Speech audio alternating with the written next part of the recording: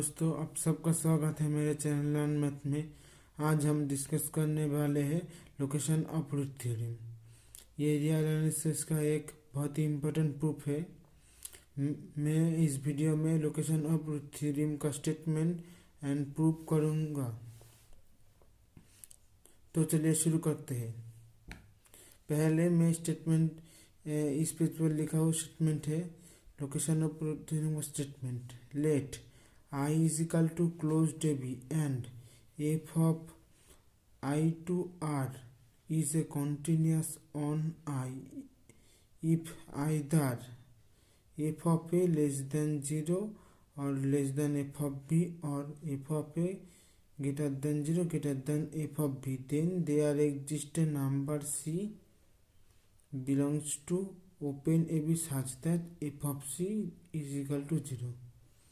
यह चलिए हम प्रूफ करते हैं। Without any loss of generality let f of A greater than 0 and f of B less than 0।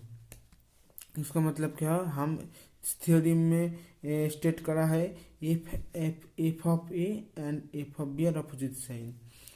And उसके लिए हम एफ ऑफ ए को greater than 0 and f of b को लेस देन 0 कंसीडर करते हैं। And उसके बाद हम ये प्रूफ करते हैं। तो क्या हुआ? So F of A into F of B less than 0 because F of B less than 0।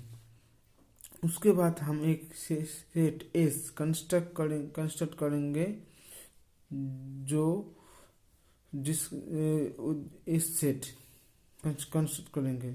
इस सेट में क्या इस टाइप का एलिमेंट है? S is equal to x belongs to x such that x belongs to closed b and f of x greater than 0। उसका मतलब इस set में उस पॉइंट ही रहेगा जिसका फंक्शनल वैल्यू पॉजिटिव है। हमने पहले देखा है एफ ऑफ ए का ग्रेटर देन 0। इसका मतलब ए पॉइंट इस सेट में है। So clearly S is non empty. इसका मतलब है एस इज नॉन एम्प्टी। दोस्तों, आप सब लोग देख सकते हैं इस सेट का all elements of s belongs to closed B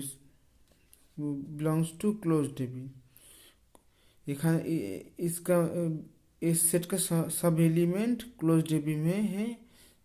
so S is bounded above by X. दोस्तों, आप लोग देख सकते हैं इस set contents this type content element contents करता है जो एक्स जो क्लोज्ड ए बी में होगा and f of x greater than 0। So b is so S is bounded above by s. So a set is bounded above by. उसके बाद क्या होगा? उसके बाद होगा हम सुप्रीमम प्रॉपर्टी से बोल सकते हैं उस सेट का एक सुप्रीमम रहेगा। हम उस सुप्रीमम कंसीडर करते हैं by supremum property of S. By supremum property supremum exist. Let supremum of S is equal to C supremum is equal to C. And क्या होगा? So A lesser equal to C lesser equal to B. दोस्तों, आप सोच रहे हो ये कैसा हुआ? हमने पाया B is a upper bound of A, B is a upper bound of S and C is a supremum of S. So उसका मतलब सुप्रीमम ऑल टाइम्स बी के छोटा और बी से छोटा और इक्वल टू होगा। And a is the first element is the first point of the set S, so this condition holds। उसके बाद हम क्या करेंगे? उसके बाद हम दिखाएंगे हमको दिखाना पड़ेगा 4 स्टेप्स दिखाना पड़ेगा। C not is equal to A, C not is equal to B, not is equal to B, and f of C greater than 0 and not greater than 0 and f of C not less than 0। हमको ये चारों को prove करना होगा। दोस्तों आप समझ रहे हैं कि हम सोच रहे हो कि हम ये दिखाएंगे। हमको प्रूव करना है एक पॉइंट सी जिसके लिए फंक्शनल वैल्यू होगा जी, फंक्शनल वैल्यू 0 के इक्वल होगा, वही हम दिखाएंगे to prove c not is equal to 0। दोस्तों आप लोग जानते हैं मैंने कंसीडर किया है f of A greater than 0 and f of a is continuous on r, मैंने कंसीडर करा है और कंटिन्यूस ऑन क्लोज इंटरवल है r and a is a point of the close interval I, so f is continuous at a, so f is continuous at a. So by neighborhood property of a continuous function there exists delta 1 greater than 0 such that for all x belongs to closed a comma a plus delta such that f of a greater than 0।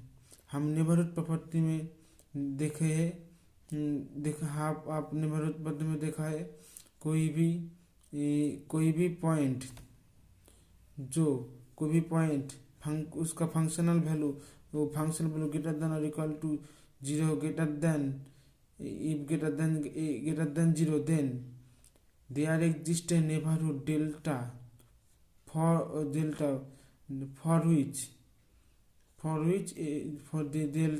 for which those points belongs to of this neighborhood which functional value greater than 0। इसका मतलब क्या हुआ, हम एक neighbourhood property के माध्यम से हम बोल सकते हैं कोई भी पॉइंट का फंक्शनल वैल्यू जो भी टाइप का होगा, ये टाइप दो टाइप का होगा, एक ग्रेटर देन 0 और less than 0। So here F of A greater than 0, उसके लिए हम एक नेबरहुड पाएंगे जिसका भी ऑल पॉइंट का फंक्शनल वैल्यू ग्रेटर देन 0 होगा, उसके लिए ही हम बोल सकते हैं for all x belongs to closed A comma A delta 1 F of A greater than 0। उसका मतलब क्या, उसका मतलब हुआ closed A comma A plus delta 1 ये subset of S1 implies a plus delta 1, हम ए प्लस डेल्टा 1 लेस और equal to supremum of S is equal to C।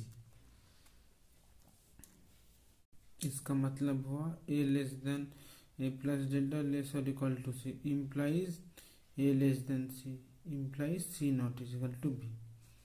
उसके बाद हम प्रूव करेंगे C not is equal to B। अब देख सकते हैं हम पहले ही कंसिडर करा है f of B less than 0 and f is continuous at b. हम एक ही तरीके से बोल सकते हैं by neighbourhood property of continuous function there existed delta two greater than 0 such that for all x belongs to open b minus delta 2 comma b such that f of x less than 0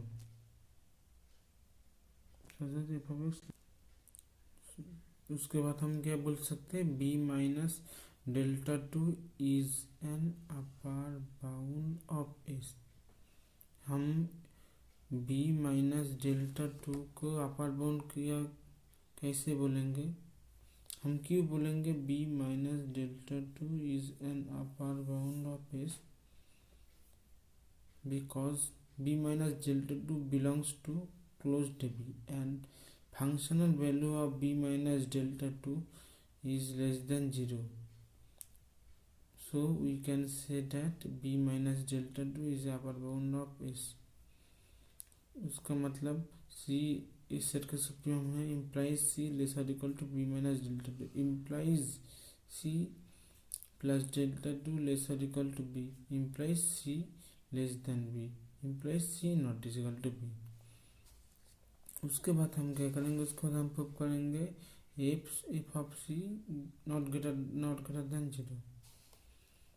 let हम पहले consider करेंगे f of c greater than 0 and उसको disprove करेंगे. Let f of c greater than 0 as if is continuous at C. So there exists a delta 3 such that by neighborhood property there exists for all x belongs to C minus delta 3 comma C plus delta 3 f of x greater than 0. So by supremum property there exists delta 4 less than delta 3 such that हम supreme property से बोल सकते हैं there exist delta four. हमने एक delta four लिया है जिसका लिए such that C plus delta four belongs to C plus belongs to C comma C plus delta three subset of C minus delta three comma C plus delta three implies F of C plus delta four greater than 0 implies C plus delta 4 belongs to S, which is a contradiction to C is equal to supremum of S. Hence, f of C greater than not greater than 0. ये हुआ C plus delta 4 belongs to C minus delta 3 C plus delta 3. यह for all x belongs to c minus delta three c plus delta three के लिए function value greater than 0 का. उसके लिए f of C plus delta four greater than 0. But हमने देखा है c plus delta four सी से बड़ा है और सी इस सेट का सुप्रीमम है. सो ये कभी नहीं हो सकता. सुप्रीमम के बड़ा एलिमेंट भी उस सेट में हो सकता है, नहीं हो सकता. उसके लिए कॉन्ट्रडिक्शन आ गया which is a contradiction to c is equal to supremum of x in f of c not greater than 0. एक ही टाइप से हम f of c less than 0 not less than 0 prove करेंगे.